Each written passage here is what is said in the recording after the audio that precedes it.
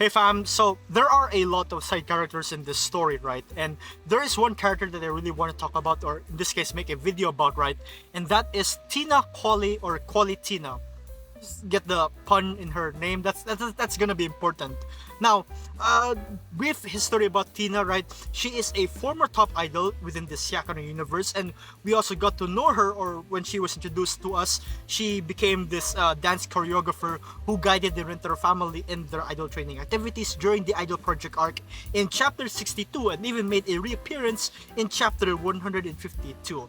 Now, as a former top idol, right, she really believed she has this philosophy that quality is a huge key for success, and to some degree I can also somewhat agree to it as well, at least in the sense that when you want to deliver something, if you want to deliver a product or performance in a very successful manner, right, or to have a successful product, right, then you should be able to really have what it takes to really make it so that it comes out as something of that high quality, right? So in preparations or in the ways that you conduct yourself, it should also have rather high quality.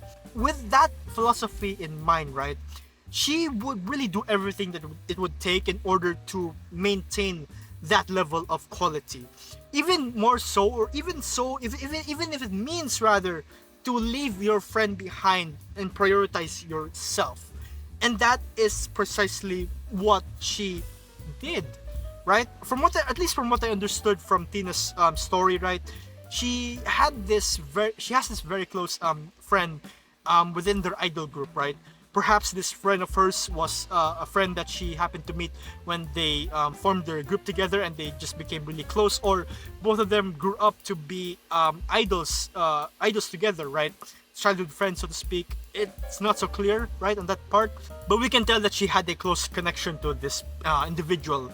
Now, when the producer of Tina told her that she could go to even higher heights, right, that she could become even more successful and she could even be really at the top, she can do that, but she had to leave her friend, her idol group behind, perhaps for the purpose of her going solo, or for her to transfer to another idol group that is much better.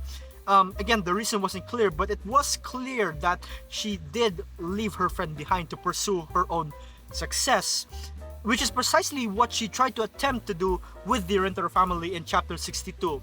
Because when she saw that there were members who were struggling, right, and holding back the performance of the quote-unquote capable members of the family, then she suggested that it should only be them to perform, because she needs to maintain that level of quality, even if it means there are less or fewer members, right? But of course, with the bond, as expected of the bond of the Rentaro family, they refuse to perform if the other members are not with them, right? Because they know deep within themselves, family, that even if things may not turn out great, even if it's gonna be a huge mess, even if it may not work out, they still wouldn't abandon their fellow girlfriends, because it wouldn't be fun without them. And they as well know that deep within, those members who couldn't do their best yet, right, or who weren't capable, according to Tina, actually could do their best if they tried. They just need some time and work is all. So with the faith of the Rentaro family and just essentially their strong bond, right, they were able to really have a successful performance. And that performance, as Tina watched it, right, the following chapter, that message and that display performance that they've had is something that really resonated with Tina. Because when Tina saw their performance, right, she had this realization that the true motivation, or the true ideal performance that she wanted to be a part of, right, the reason why she wanted to do that is to be together with her close friend. She wanted to perform with her friend and reach the top together. And I'm so happy she made a reappearance in chapter 152, because she took that realization, she took that message, and then applied it into training the second generation of the Rentaro family idol group. But of course, yeah, quality is still there on the table, right? But she also exhibits and also inserts this understanding of connection between the members of the idol group, right?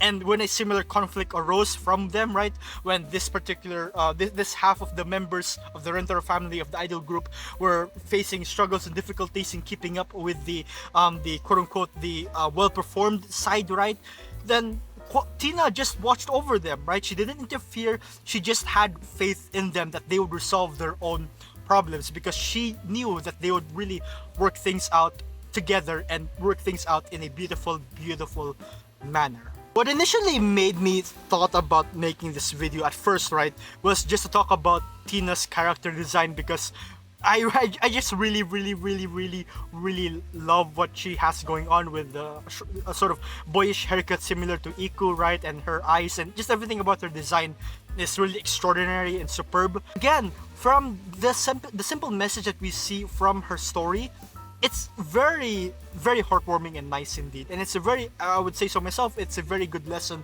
for us to never forget, because again, family, that's just it, isn't it, right?